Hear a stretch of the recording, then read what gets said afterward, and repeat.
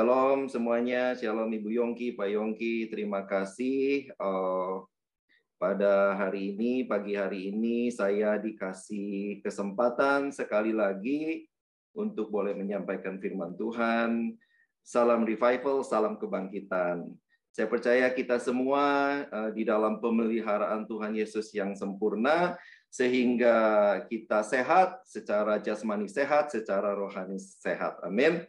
Saudara, mari kita baca sebentar ayat utama kita untuk bulan September ini. Temanya adalah rendah hati, humility, di Yakobus 4 ayat 10.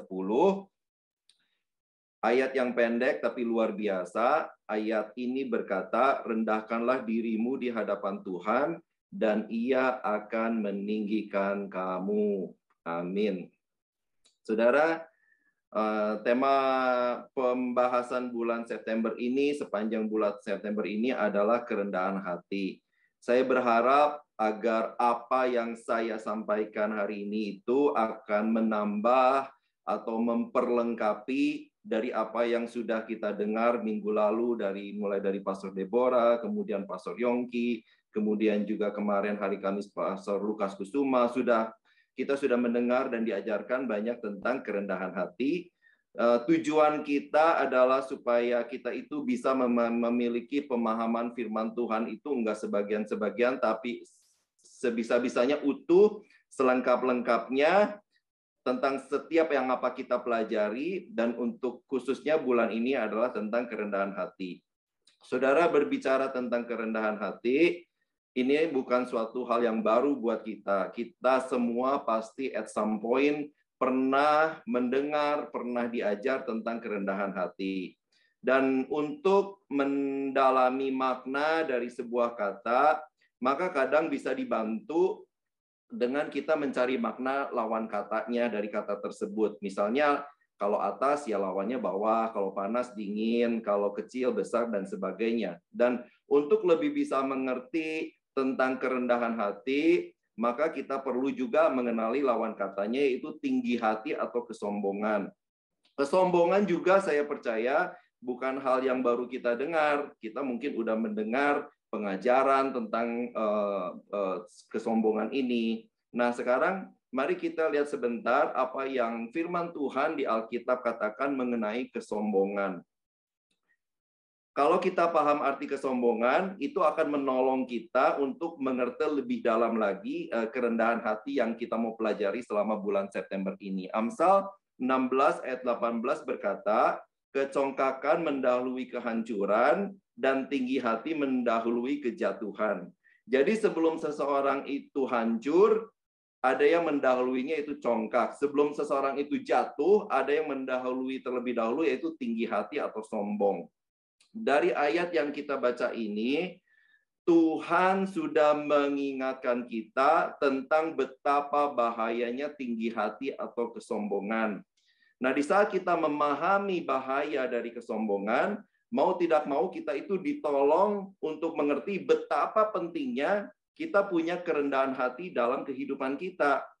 Jika kesombongan adalah penyebab kehancuran dan kejatuhan, maka kita percaya kalau kerendahan hati adalah kunci keberhasilan dan kesuksesan dan peninggian yang seperti Tuhan firman katakan. Nah, bicara kesombongan, kita itu harus tahu, harus sadar bahwa tidak ada satupun hal yang baik yang bisa kita dapatkan dari kesombongan. Yang ada malah adalah kehancuran dan kejatuhan. Oleh karena itu, buat kita yang diingatkan akan hal ini, kita harus selalu berjuang untuk hidup secara rendah hati. Karena apa akibat luar biasa yang harus ditanggung kalau kita itu hidup sombong. Kan kita nggak mau hidup kita itu hancur atau jatuh, ya kan? Saya percaya kita semua maunya sukses dan mengalami peninggian. Jadi kerendahan hati itu harus menjadi juga kerinduan kita semua.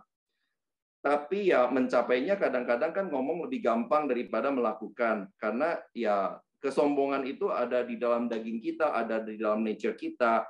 Kita ingin rendah hati, tapi sering menyadari masih jadi masalah buat kita karena kadang-kadang kita masih sombong.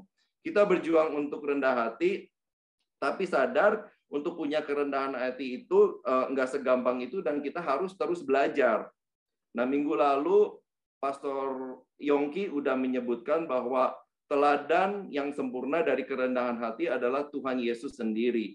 Jadi, kalau kita ingin bertumbuh dan belajar dalam soal kerendahan hati, maka kita harus melihat dan belajar kepada pribadi Tuhan Yesus karena dia adalah masternya, pakarnya kerendahan hati. Di dalam Injil Matius 11 ayat 29, firman Tuhan berkata, "Pikulah kuk yang kupasang dan belajarlah padaku, karena aku lemah lembut dan rendah hati, dan jiwa kita akan mendapat ketenangan." Itu kata Tuhan. Kita mesti belajar pada Tuhan karena Tuhan itu lemah lembut dan rendah hati.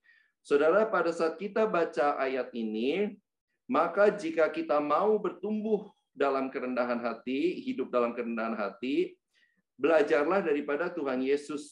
Sekali lagi karena Tuhan Yesus pakarnya. Dia adalah masternya dalam kerendahan hati. Kenapa Tuhan Yesus adalah pribadi yang rendah hati? Di dalam Yohanes 5 ayat 19, Tuhan Yesus berkata, "Aku berkata kepadamu, sesungguhnya anak tidak dapat mengerjakan sesuatu bagi dirinya sendiri, jikalau tidak ia melihat Bapa mengerjakannya. Sebab apa yang dikerjakan Bapa, itu juga yang dikerjakan anak." Kemudian di ayat 30 bagian yang pertamanya, Tuhan Yesus bilang, "Aku tidak dapat berbuat apa-apa dari diriku sendiri."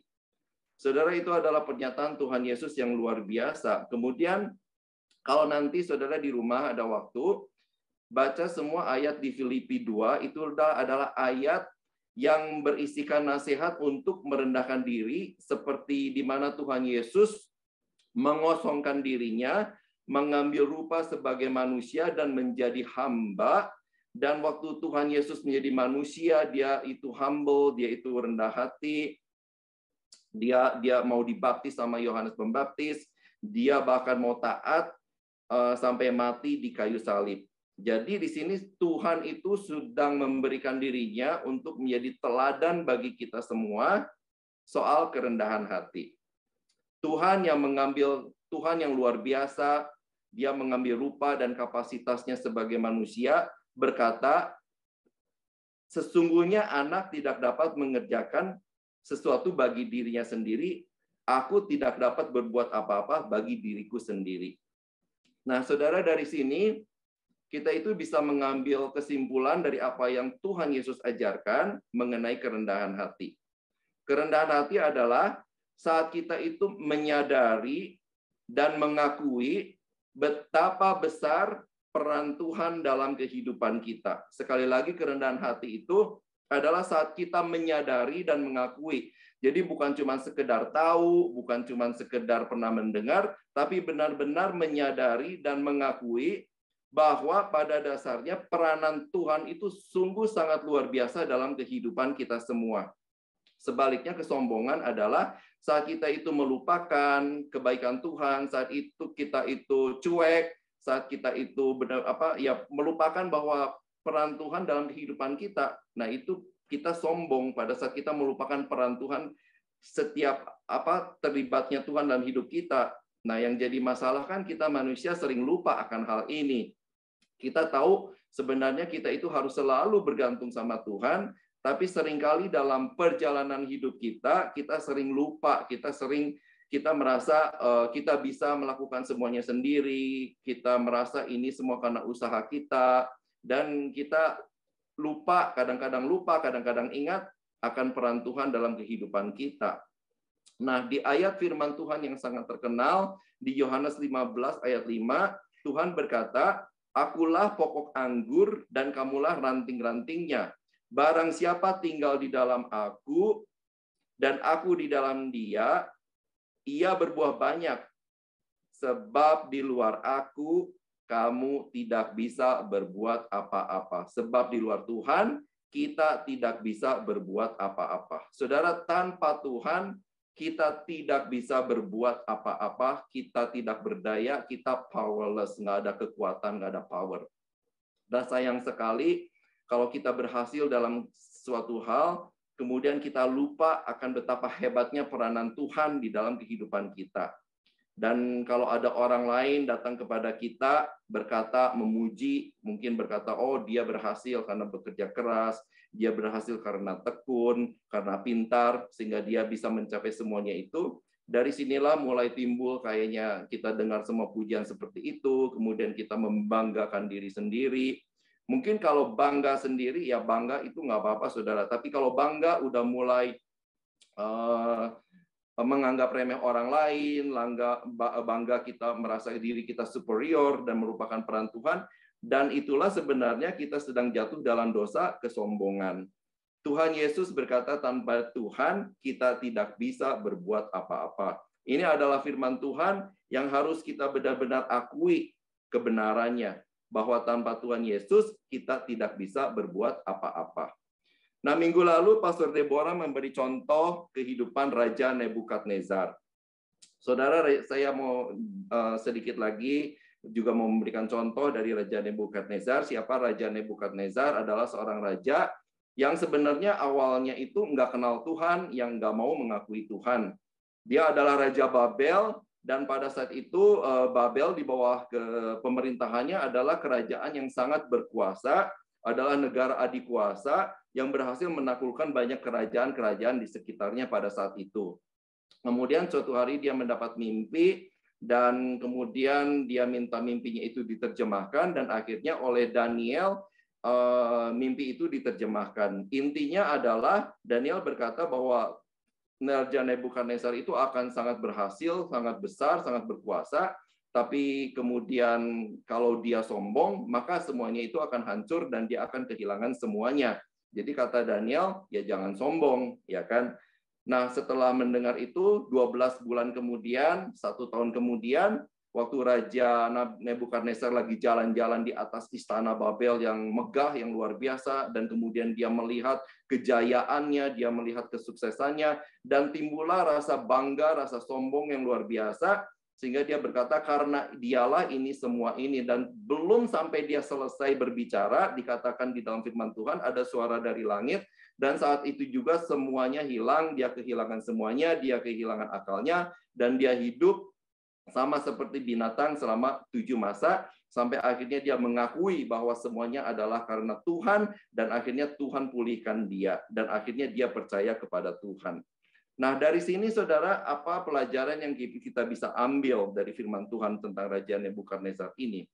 Seorang raja yang tadinya tidak kenal Tuhan, bagi orang-orang yang tidak kenal Tuhan, ternyata kesuksesannya itu juga atas peran Tuhan. Ya kan? Oh, Raja kafir, Raja Nebukadnezar yang tadinya percaya dewa-dewa, sukses, itu juga peran Tuhan. Nah, apalagi buat kita orang yang percaya sama Tuhan, kita harus mengakui semua apa yang kita punya hari ini, apapun yang kita miliki hari ini, posisi yang kita ada hari ini, semua karena peran besar Tuhan dan hebat dalam hidup kita. Kita setuju betapa pentingnya kita juga harus bekerja keras, betapa pentingnya kita harus rajin, betapa pentingnya kita harus mengerjakan dengan serius segala apa yang Tuhan sedang percayakan dalam hidup kita, dalam tangan kita. Tapi ingat baik-baik bahwa tanpa penyertaan dan berkat dan peranan Tuhan, maka semuanya akan menjadi sia-sia. Jadi jika apa yang kita punya atau capai sampai hari ini karena peran Tuhan, maka kita lihat sebentar di Filipi 2 ayat 13. Filipi 2 ayat 13 berkata, karena Allah lah yang mengerjakan di dalam kamu baik kemauan atau desire, bahasa Inggrisnya, maupun pekerjaan atau power atau kekuatan atau kemampuan menurut kerelaannya.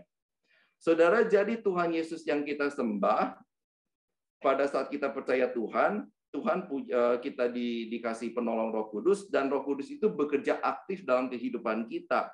Ayat ini bilang Tuhan bekerja di dalam kita waktu kita percaya Tuhan. Ada Roh Kudus bekerja dalam hidup kita. Dia bukan cuma Allah, Tuhan, Roh Kudus yang menonton hidup kita, tapi dia bekerja aktif. Apa yang dia kerjakan? Yang pertama adalah kemauan atau kerinduan atau desire. Dan yang kedua adalah kemampuan atau power, saudara. Sekali lagi, ternyata Tuhan mengerjakan 2 hal dalam kehidupan kita, yaitu kerinduan atau kemauan dan kemampuan. Ayat ini kalau kita renungkan luar biasa, saudara. Karena kenapa? Jadi membuat kita sadar, kalau kita itu punya kerinduan untuk menjadi lebih baik, kalau kita itu punya kerinduan untuk menjadi lebih benar, kalau kita itu punya kerinduan untuk mau melakukan firman Tuhan lebih lagi, itu jangan bangga atau sombong kalau kita mengalami perubahan, karena kerinduan untuk mau berubah saja, baru ada kemauan untuk mau berubah saja, mengalami peningkatan dan sebagainya, itu datangnya dari Tuhan yang mengerjakan dalam hidup kita. Makanya sampai kalau kita mengalami perubahan, peningkatan, kita bisa sampai berbuah banyak, itu benar-benar semua karena Tuhan.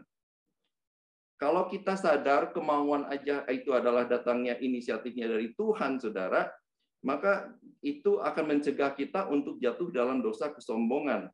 Nah, peran kita apa? Tentu kita juga ada perannya. Peran kita adalah meresponi kerinduan Tuhan yang taruh dalam hidup kita dengan kita mau mengambil keputusan sejalan dengan Tuhan.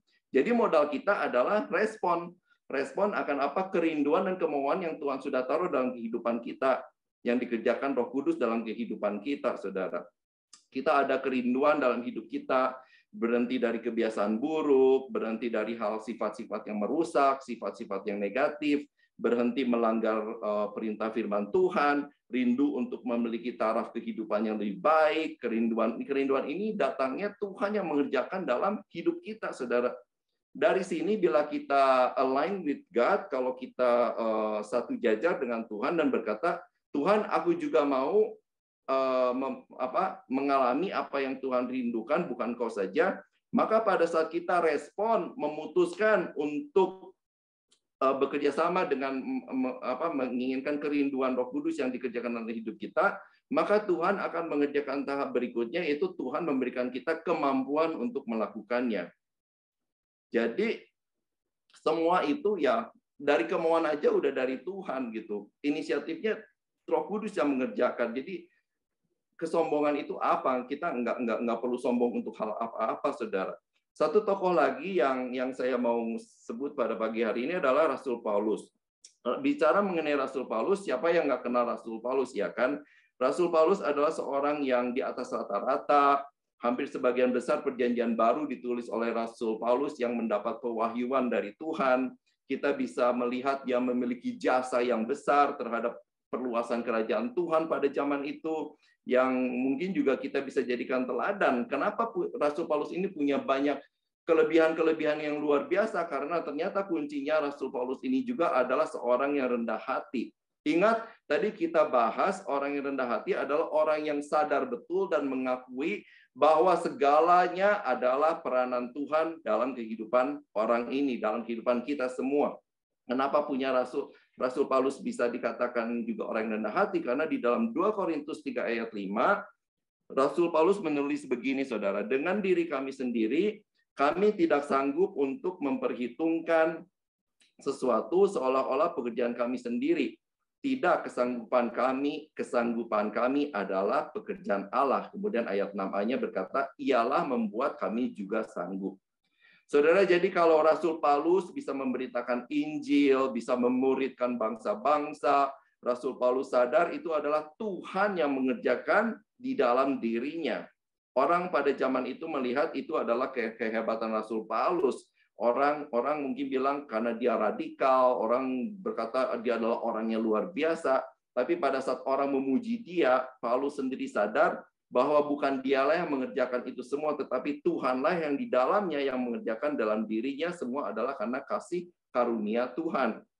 Demikian juga dengan kita, semakin kita menyadari kasih karunia Tuhan, peranan Tuhan dalam kehidupan kita, maka akan sukar buat kita untuk sombong dan justru semua pujian yang mungkin orang katakan kepada kita, segala sesuatu yang baik itu justru akan membuat kita itu makin kagum sama Tuhan.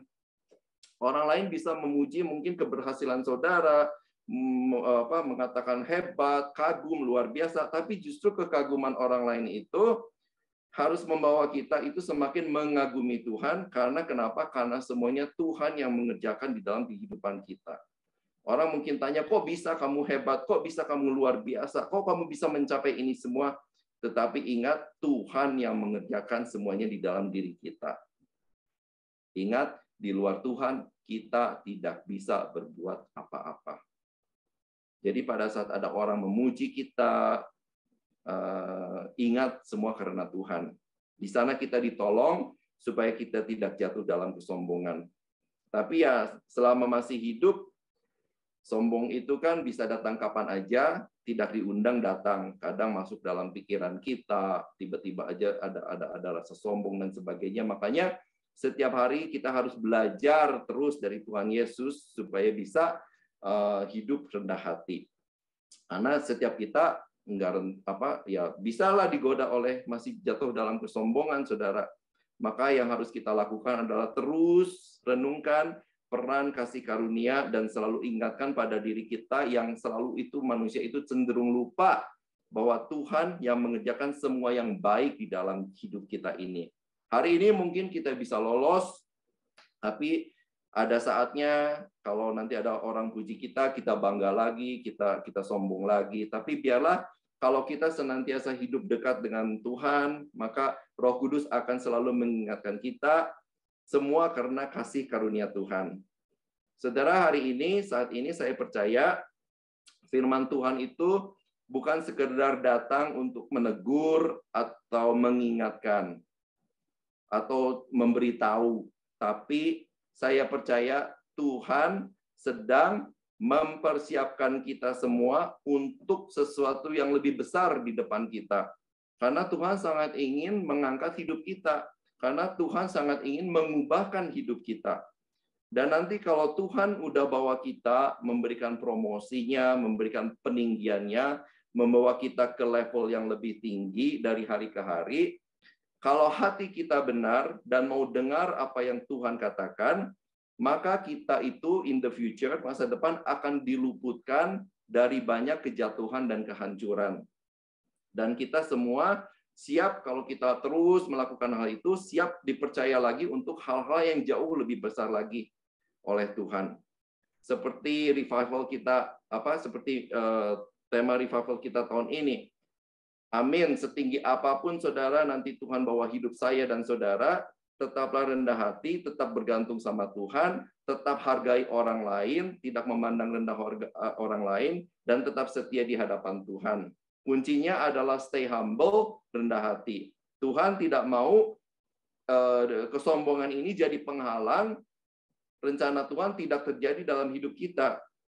Saudara, firman Tuhan berkata bahwa prinsip kerajaan Tuhan adalah seperti biji sesawi yang sangat kecil yang ditabur dan ditanam. Dan suatu hari biji itu akan tumbuh menjadi lebih besar dari pohon-pohon sayuran yang lainnya. Nah, saudara, selama ini kita terus menerima taburan benih firman Tuhan. Dan kita terima dengan kerendahan hati. Walaupun apa yang sudah kita terima, ditaburkan itu, kita belum melihat hasilnya. Kita belum melihat mana Tuhan, ya kan? Janjimu mana Tuhan? Janjimu yang luar biasa mana Tuhan? Tapi ingat, semuanya itu ditabur dan ditanam. Dan nanti secara natural, kalau emang hati kita subur, hati kita benar di hadapan Tuhan, semuanya itu pasti akan tumbuh. Kita harus percaya suatu hari kita akan sampai pada musim di mana semua yang sudah ditabur itu akan tumbuh dan menjadi besar, berbuah, di mana kita melihat apa yang kita perbuat, yang kita kerjakan, berhasil, dan berkat Tuhan itu kayaknya datang luar biasa. Asal juga kita lulus dalam pelajaran bulan ini, yaitu soal kerendahan hati. Saya percaya saya dan saudara masing-masing punya ujian kehidupan dari Tuhan sehari-hari soal kerendahan hati ini. Banyak cara mungkin Tuhan tempatkan kita di atasan yang kita harus buat kita rendah hati, atau banyak hal, saudara kaji kehidupan kita masing-masing. Saya percaya Tuhan itu taruh ujian-ujian dalam kehidupan kita soal kerendahan hati. Dan kalau kita lulus, maka selalu ujungnya upahnya adalah peninggian promosi dari Tuhan. Tapi sebelum masa peninggian itu tiba, kita harus terus belajar untuk terus tunduk, rendah hati, merendahkan diri di hadapan Tuhan. Walaupun sepertinya kayaknya nggak ada hasil, walaupun sepertinya Tuhan itu nggak mendengar doa-doa kita, walaupun sepertinya Tuhan itu jauh, tapi Tuhan mau kita terus berdoa di hadapan Tuhan dan tidak marah sama Tuhan, tidak kesel sama Tuhan, waktu sepertinya kita tidak melihat kenyataan seperti yang kita harapkan, seperti yang kita doakan. Kita tetap masih mungkin hari ini masih banyak kekhawatiran, tapi kita tetap mau serahkan semua khawatir kita kepada Tuhan. Saya nggak tulis di PowerPoint, tetapi firman Tuhan bilang di 1 Petrus 5 ayat 6 sampai 7. Firman Tuhan di 1 Petrus 5 ayat 6-7 bilang begini, ayat 6, karena itu rendahkanlah dirimu di tangan Tuhan yang kuat, supaya kamu ditinggikan pada waktunya. Jadi setiap kita, kalau nanti pada saat benih itu mulai tumbuh pada waktunya, setiap orang beda-beda waktunya tergantung Tuhan, kita itu akan ditinggikan pada waktunya. Kemudian ayat 7-nya berkata, serahkanlah segala kekhawatiranmu kepadanya, sebab ia yang memelihara kamu. Ternyata saudara, kalau kita terus khawatir, itu juga sombong, tinggi hati. Kenapa? Karena kita nggak percaya Tuhan mampu memelihara kita. Kita udah doa, tapi masih khawatir gitu. Makanya Tuhan bilang, serahkanlah segala kekhawatiranmu, jangan sombong. Percayalah padaku bahwa aku sanggup memelihara kamu. Tuhan sanggup menolong kita. Apa yang menjadi kekhawatiran kita hari-hari ini, saudara, banyak saudara, ya kan, soal kehidupan kita, kerjaan, kesehatan, bill yang harus dibayar, tapi gajinya belum naik, mungkin saudara semuanya serba pas-pasan, dan Tuhan kasih kuncinya kepada kita, tetap serahkan semua kekhawatiran kita kepadanya. Kenapa? Karena Dia yang memelihara kita. Nah, di masa ini, di masa-masa ini, di mana kita menyerahkan segala kekhawatiran kita, Tuhan belum memberikan peninggian, Tuhan belum memberikan promosi. Jadi kita belum melihat janji Tuhan yang luar biasa, karena pada masa ini yang Tuhan lakukan adalah memelihara kita. Kadang-kadang pemeliharaan Tuhan itu pada saat-saat seperti ini adalah cukup untuk kita, nggak berlebihan, dan malah kadang datangnya pertolongan Tuhan itu detik-detik terakhir yang sering buat kita deg-degan. Tapi ingat selalu, pertolongan Tuhan tidak pernah terlambat. Tapi Tuhan itu sedang menguji kita. Firman-Nya berkata, Ia yang memelihara kita. Serahkan semua kekhawatiran kita, karena Ia yang memelihara kita. Tuhan itu sedang melatih kita untuk tidak sombong dan selalu khawatir, dan kenal dengan Tuhan yang memelihara kita, sampai tahap kita mengakui bahwa sekecil apapun kita tahu tanpa Tuhan itu tidak mungkin. Sampai kita itu mengerti tahap ini benar-benar, bahwa sekecil apapun dalam hidup kita, tanpa peranan Tuhan, tanpa pemeliharaan Tuhan, itu tidak mungkin. Setiap orang yang rendah hati harus mengalami dan tahu benar, mengalami secara pribadi Tuhan yang memelihara. Belum Tuhan yang memberikan promosi, belum Tuhan yang memberkati secara luar biasa, tapi tahapnya masih dalam Tuhan yang memelihara kita. Saudara, berkat itu nanti datang pada saat kita lulus dalam hal ini, tahu kenal benar Tuhan yang memelihara, bahkan sampai hal-hal sekecilnya, sehingga kita bisa appreciate, kita bisa tahu segala hal dalam kehidupan kita, bahkan sampai yang paling kecil pun, itu karena Tuhan yang mengerjakan di dalam kehidupan kita. Dan nanti kalau kita udah benar-benar mengalami dan benar-benar mengakui Tuhan, apapun, hal yang paling kecil pun, itu karena Tuhan. Dan kadang-kadang kita akui, tapi mungkin masih gagal lagi, kita akui mesti gagal lagi, saudara. Tapi kalau kita lulus dalam hal ini, kita kenal benar Tuhan, yang dalam tahap masih dalam pemeliharaan, belum mengalami peninggian, tapi kita stay humble, selalu ingat peranan Tuhan dalam kehidupan kita, appreciate segala sesuatu yang kecil dalam hidup kita, dan mengakui itu adalah dari Tuhan, maka percayalah saudara, benih yang ditabur kalau jatuh dalam hati yang benar, hati yang subur, itu akan tumbuh. Karena itu prinsip kerajaan Tuhan. Apapun yang ditabur, itu pasti akan tumbuh, saudara. Demikian juga dengan kerendahan hati kita, dengan apa semua janji Tuhan, promosi Tuhan, itu pasti akan terjadi.